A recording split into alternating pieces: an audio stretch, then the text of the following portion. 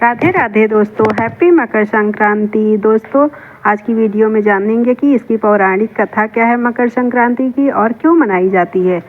मकर संक्रांति आने में अब कुछ दिन ही बाकी रह गए हैं। घरों और बाजारों में इस पर्व को लेकर उत्साह देखने को मिल रहा है। तिल गुड़ से बनी मिठाइयों और पतंगों से दुकानें सज गई हैं। लोग बेसब्री से इस पर्व के आने का इंतजार कर रहे हैं।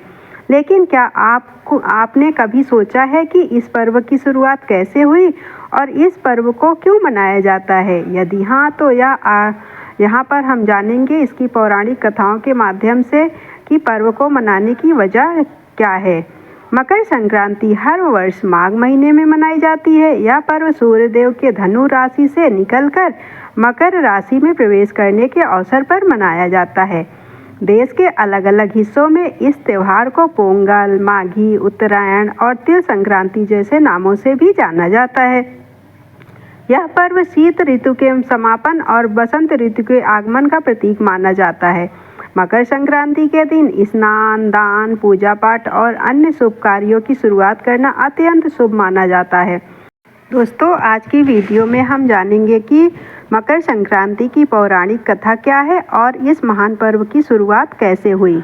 मकर संक्रांति से जुड़ी पौराणिक कथा। पौराणिक कथाओं के अनुसार प्रकाश और तेज के दाता सूर्य देव की दो पत्नियां थीं।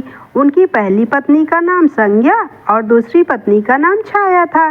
पहली पत्नी संज्ञा से सूर्य देव को दो संतानें प्राप्त हुई, यम और यमी। वहीं दूसरी पत्नी छाया से उन्हें एक पुत्र हुआ जिन्हें शनिदेव के नाम से जाना जाता है। माता छाया ने दिया सूर्यदेव को श्राप। जब शनिदेव का जन्म हुआ तब उनका रंग काला था। यह देखकर सूर्यदेव क्रोधित हो गए और उन्होंने शनिदेव को अपनाने से इनकार कर दिया। सूर्यदेव का कहना था कि उनका पुत्र काला नहीं हो सकता। इस कारण धीरे धीरे सूर्यदेव का व्यवहार शनिदेव और उनकी माता छाया के प्रति कठोर होता गया। अंत में सूर्यदेव ने माता छाया और शनिदेव को अपने से अलग कर दिया। जिस स्थान पर वे रहने लगे उसे कुंभ कहा गया। सूर्यदेव के इस व्यवहार से दुखी होकर माता छाया ने उन्हें कुछ रोग का श्राप दे दिया। सूर्यदेव ने शनिदेव के घर को जला दिया। इस श्राप से क्रोधित होकर सूर्यदेव ने माता छाया और शनिदेव के घर को जला दिया। बाद में सूर्यदेव की पहली पत्नी संज्ञा से उत्पन्न पुत्र यम ने सूर्यदेव को श्राप से मुक्त कराया। साथ ही यम ने सूर्यदेव से आग्रह किया कि वे माता छाया और शनिदेव के साथ अच्छा व्यवहार करें। पुत्र की बात सुनकर सूर्यदेव को अपनी गलती का एहसास हुआ और वे शनिदेव से मिलने उनके घर पहुंचे। लेकिन वहां उन्होंने देखा कि सब कुछ जलकर राख हो चुका है। शनिदेव ने तिल से किया पिता का स्वागत। अपने पिता को देखकर शनिदेव अत्यंत प्रसन्न हुए। उन्होंने कोई शिकायत नहीं की और काले तिल से सूर्यदेव का स्वागत किया। पुत्र के इस प्रेम और सम्मान को देखकर सूर्यदेव बहुत प्रसन्न हुए। उन्होंने शनिदेव को एक नया घर प्रदान किया जिसे मकर कहा गया। साथ ही सूर्यदेव ने शनिदेव को कुंभ और मकर दोनों राशियों का स्वामी बना दिया। सूर्यदेव का वरदान।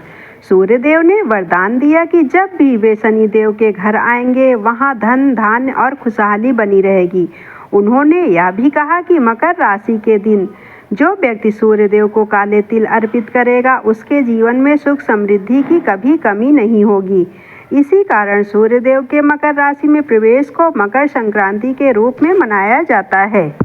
मकर संक्रांति सूर्य के मकर राशि में प्रवेश का प्रतीक है, जो उत्तर दिशा की यात्रा और गर्म दिनों की शुरुआत का संकेत है। यह त्यौहार भगवान सूर्य द्वारा अपने पुत्र शनिदेव से मिलने की स्मृति में मनाया जाता है, जो रिश्तों में सुलह का प्रतीक है। इसे विष्णु द्वारा राक्षसों पर विजय प्राप्त करने के दिन के रूप में भी मनाया जाता है, जो बुराई पर अच्छाई की विजय का प्रतीक है।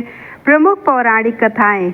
सूर्य शनि संबंध। यद्यपि सूर्यदेव और शनिदेव के बीच संबंध तनावपूर्ण थे, फिर भी सूर्यदेव इस दिन शनि के घर मकर राशि जाते हैं। शनिदेव अपने पिता का स्वागत काले तिल से करते हैं, जिससे वे प्रसन्न होते हैं। यही कारण है कि इस दिन सूर्यदेव को समृद्धि का आशीर्वाद प्राप्त करने के लिए काले तिल, गुड़ और खिचड़ी अर्पित की जाती है। भागीरथ और गंगा। हिंदू मान्यता के अनुसार इस दिन देवी गंगा कपिल मुनि के आश्रम में ध्यान करने के बाद राजा भागीरथ के पीछे पीछे गई और अंततः सागर में विलीन हो गई।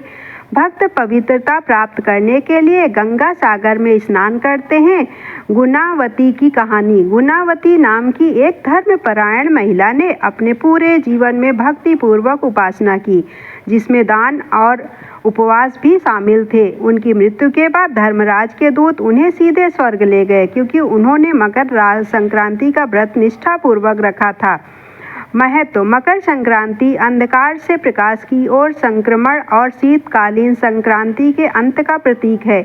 यह पवित्र नदियों में स्नान करने, तिल और मिठाई दान करने का समय है, ताकि सूर्य और शनि दोनों का आशीर्वाद प्राप्त हो और जीवन समृद्ध हो। हैप्पी मकर संक्रांति। दोस्तों, वीडियो अच्छी लगी हो तो चैनल को लाइक शेयर सब्सक्राइब करिएगा। धन्यवाद।